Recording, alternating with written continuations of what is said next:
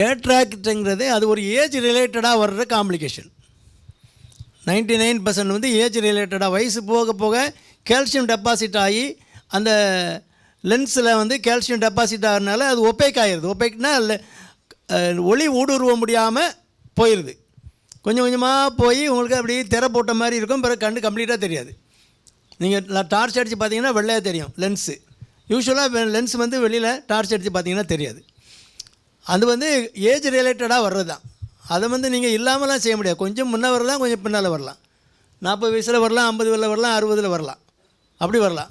ஆனால் சிலருக்கு வந்து ப்ரீமெச்சூர் கேட்ராக்ட் வரலாம் டயபெட்டிஸில், அல்லது வேறு ஏதாவது அந்த அவங்க ஃபேமிலியிலே அந்த மாதிரி ப்ரீமெச்சூராக வரலாம். 30 வயசில் 40 வயசுலேயே வரலாம். சில கன்ஜெனிட்டல் கேட்ராக்ட்னு இருக்குது. பிறந்த குழந்தை கூட கேட்ராக்ட் வரலாம். அந்த லென்ஸில் சுண்ணாம்பு படிஞ்சு இருக்கனால அந்த ஒளி ஊடுருவ முடியாமல் பார்வை இல்லாமல் இருக்கும். அதை கேட்ராக்ட் பண்ணால் சரி. கன்ஜெனிட்டல் கேட்ராக்ட் அது வந்து பிறவிலே உள்ளது. அப்படி பல விதமான கேட்ராக்ட், இதெல்லாம் ரேர் என்டிட்டி. ஆனால் நீங்கள் சொல்கிற கேட்ராக்ட் வந்து ஏஜ் ரிலேட்டடாக வர்றது. அதை அந்த லென்ஸில் ஒப்பேக்காக இருக்கிற அந்த கால்சியத்தை எடுத்துகிட்டு அந்த இடத்துல ஒரு லென்ஸை வச்சுருவாங்க. பொஸ்டீரியர் கேப்சூலை வச்சுருவாங்க. லென்ஸ் வந்து 2 பக்கம் கேப்சூல் இருக்கும். இப்படி ஒரு அது ரவுண்டாக தானே இருக்கும் லென்ஸு. முன்னால் உள்ள இதை ஓப்பன் பண்ணி உள்ளே போய் அதில் ஜெல்லி மாதிரி இருக்கும். ஜெல்லி மாதிரினா நம்ம நுங்கு மாதிரி இருக்கும். அதை அப்படியே கிடுக்கிடுன்னு ஒரு லிக்விடை விட்டு அப்படியே உறிஞ்சி எடுத்துருவாங்க. எடுத்த பிறகு பொஸ்டீரியர் லேயரில் விட்டுருவாங்க. பின்னால் உள்ள அந்த லேயரை விட்டுட்டு அதுக்கு உள்ள சப்போர்ட்டு கொடுத்துட்டு உள்ள ஒரு லென்ஸை வச்சு நிறையா என்ன பவர் வேணுமோ அதை முதல்ல அசஸ் பண்ணி அந்த லென்ஸை வச்சு விட்ருவாங்க.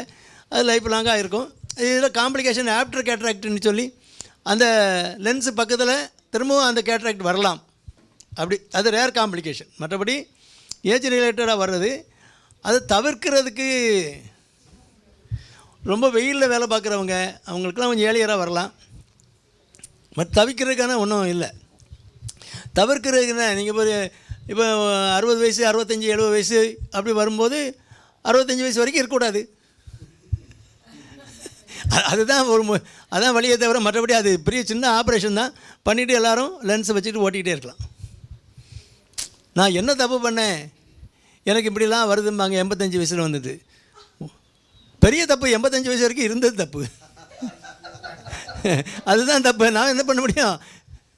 அதுக்கு என்ன முடியும்? 85 வயசில் எனக்கு காலில் இப்படிலாம் வந்துட்டு நான் என்ன பண்ணேன்? நான் நல்லா தானே இருந்தேன். ஆண்டவா நீ இப்படி பண்ணிட்டே அப்படின்னா ஏன் ஒன்று எவன் இருக்க சொன்னான்? இவ்வளோ அந்த ஏஜ் ரிலேட்டடாக உள்ள ப்ராப்ளம் வரும். அதனால தான் அதே மாதிரி தான் கேட்ராக்டும் அப்படி தான் வரும். அது காலகாலத்தில் எல்லாம் செய்யணும்ல. காலகாலத்தில் கிளம்பி போயிடணும். டாட்டா சொல்லிட்டு போயிட்டா பிரச்சனை இல்லை. ஏஜ் ரிலேட்டடாக உள்ள ப்ராப்ளத்தை தவிர்க்கலாம். அப்படி தான் தவிர்க்க முடியும். மற்றபடி வந்தால் பார்த்துக்கலாம். அவ்வளோதானே. வர்றது வரட்டும் அப்படின்னு போயிட்டே இருக்க வேண்டியதான்.